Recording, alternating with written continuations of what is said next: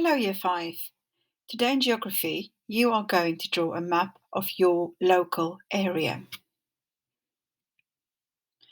What you would need today is plain paper and a pencil. You would need some colored pencils and a ruler.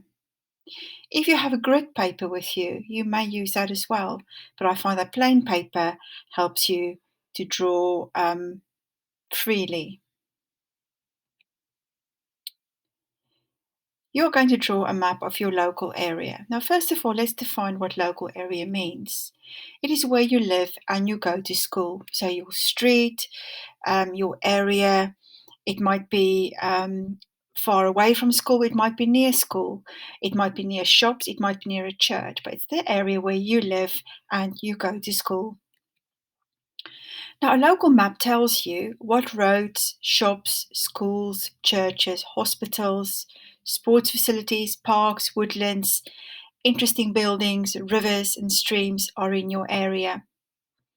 And it helps you to find out how to get somewhere or where to go if you want to do some activities like sports facilities or you want to go for a walk in a park.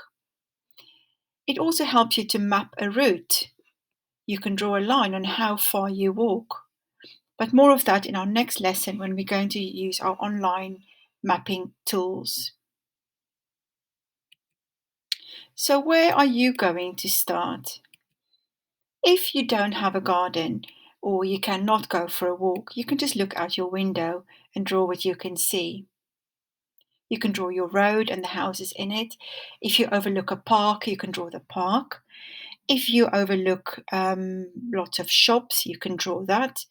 But if you are lucky enough to be able to go out for a long walk, like most of you can draw your map roughly as you are walking along, making notes on it. So if I go for a walk along the road, I can see that there may be 5 or 10 houses on one side, there might be shops on the other side, and I can make very rough notes with my with my pencil and paper as I walk along. The map should look like you are looking down from above, and you can now start to add detail to your map. So this picture here is just a roughly a street map with a few things added to it to say, oh, there's a market, the school is here. And when you get home, you can then actually sit down and draw very nicely with a ruler your straight lines. So this is like a rough sketch of your first map.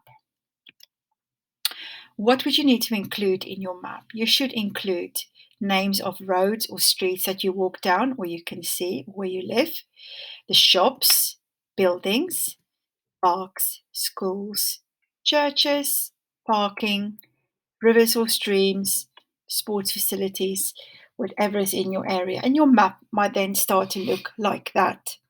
Now, very cleverly, this person here has added in a directions cross here with north, east, south, and west. That will be very handy if you can do that. But don't worry if you don't know your directions. But maybe you can ask your adult. You can use symbols to show certain places like P for parking. This person here made a circle with a P in there. There will be a list on Jata to help you if you're unsure how to use some symbols.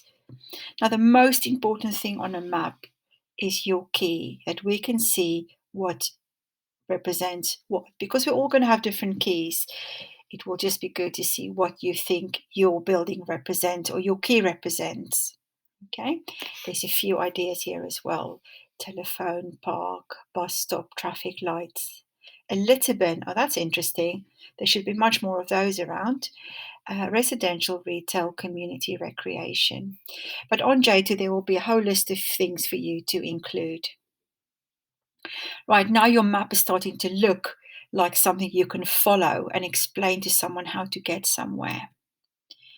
The next step is you're going to start to add color to your map to show some of the features a bit more clearly, like blue for water and green for parks. You might decide that all houses are going to be blue. You can think that the school might be yellow, shops could be purple.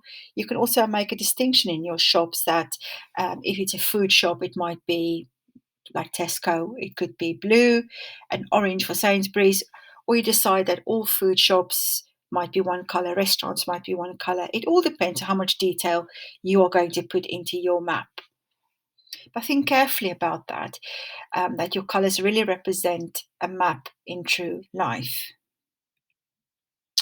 Another idea is that you can draw your local map, but on your walk, you can take photographs of where you are going to. And if you can, print them out and stick them onto your map and then very carefully label them. Now, this person here very cleverly um, has cut their photographs to fit their shape. So this person obviously likes outdoor sports. I can see they did canoeing on the water.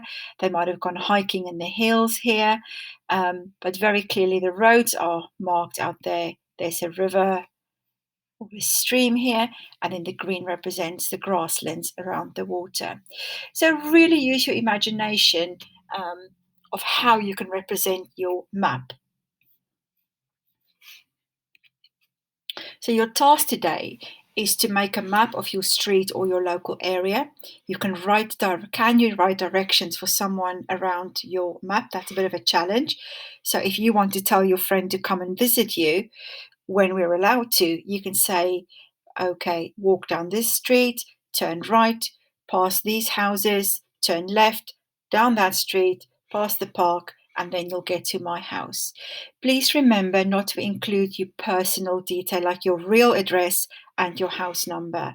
I do not want you to add that to this map today.